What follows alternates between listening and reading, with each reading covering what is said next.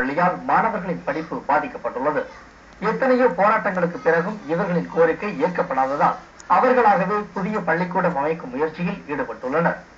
சிதிலமடைந்த பள்ளி கட்டடம், அதற்கு மாணவர்களை செல்ல விடாமல் இடையே தடுக்கும் தேசிய நெடுஞ்சாலை, அங்கன்வாடி கட்டடத்திற்குள் ஒடுங்கி உட்கார்ந்திருக்கும் மாணவர்கள், விருத்தாச்சலத்தை அடுத்த சிறுநெசலூர் கிராம மாணவர்கள் படிப்புக்காக படும் பாடுதான் இந்த காட்சிகள்.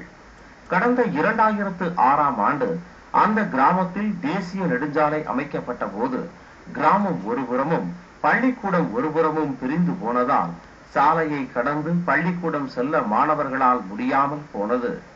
கடந்த 5 ஆண்டுகளாக ஊருக்குள் பள்ளிக்கூடம் கட்டித்தர கோரி எத்தனையோ முறை போராட்டங்கள் நடத்தியும் தங்களது கோரிக்கைகள் நிறைவேற்றப்படவில்லை என்கின்றனர் சிறுநெசலூர் கிராம மக்கள்.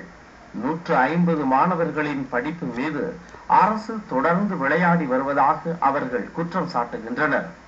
5 வருஷ காலமா பள்ளிக்கூடம் இல்லைங்க. பள்ளிக்கூடம் இல்லாத காரணத்தால பிள்ளைங்களுக்கு எந்த படிப்பு 1ஆவதுல இருந்து 5ஆவது வரைக்கும் படிக்குதுங்க. 6ஆவது வரைக்கும் தான் சேர்க்க போனா அங்க போய் கேள்வி கேட்கும்போது ஒரு கேள்வி கூட பதில் இல்லை. அப்படிங்கும்போது ஃபெயில் ஆகுது பிள்ளைங்க. இவன் கஞ்சி கூடு வீடு கட்டி கொடுன்னு கேட்கல, என் பிள்ளைங்களுக்கு பள்ளிக்கூடம் கட்டி கொடுன்னு தான் கேட்கிறோம். நீங்க படிக்க முடியல எங்களால. நீங்க படிக்கிறது காரணமே இந்த ஸ்கூல் தாங்க. ஸ்கூல் கட்டாத நேரம் எங்க படிப்பை ஏறலங்க. நீங்க படிக்க வரையிலங்க. 50 பேர் கூட அதுல உட்கார்ற வையே இல்லைங்க. நாங்க எப்படிங்க படிச்சு முன்னேறது? மயங்க கூட இந்த படிப்புல இருந்து உட்கார முடியல பள்ளிக்கூடத்துல. பொறுத்து பார்த்து பொங்கி எழுந்த கிராம மக்கள் அறநிலையத்துறைக்கு சொந்தமான இடத்தில் பள்ளிக்கூடத்தை கட்ட முயற்சித்த போதுதான் அரசு விழித்துக் கொண்டது. பொது இடத்தை ஆக்கிரமிப்பதா என கிராம மக்களை அச்சுறுத்தும் நிகழ்வும் நடந்தேறியுள்ளது. ஆனாலும் தங்கள் முயற்சியில் சிறுநெசலூர் கிராம மக்கள் பின்வாங்காததால் உரிய நடவடிக்கை எடுப்பதாக உறுதியளித்துள்ளனர் அதிகாரிகள். நாங்க அறநிலைக்கு சொந்தமான இடத்தில் எங்களுக்கு உடனடியாக 20 சென்ட் இடம் வாங்கி தரவில்லை என்றால் நாங்களே அடிக்கல் நாட்டு விழா நடத்துவதாக இன்று தேதி அறிவித்து நாங்கள் போராட்டத்தை துவக்கியுள்ளோம்.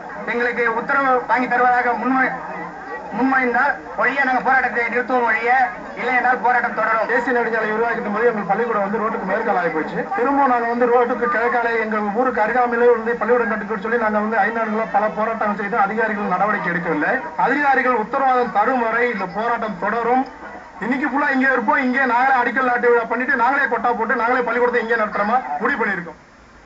இலவசமாக எதையும் கேட்க விரும்பாத இந்த கிராம மக்கள் அடிப்படை உரிமையான கல்வி கற்க பள்ளிக்கூடத்தை மட்டுமே விரும்புகின்றனர். பிஞ்சு குழந்தைகளின் ஆசையை நிறைவேற்ற அரசு முன்வருமா?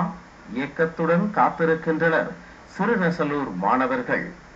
மக்கள் செய்திகளுக்காக சுந்தரபாண்டியன்.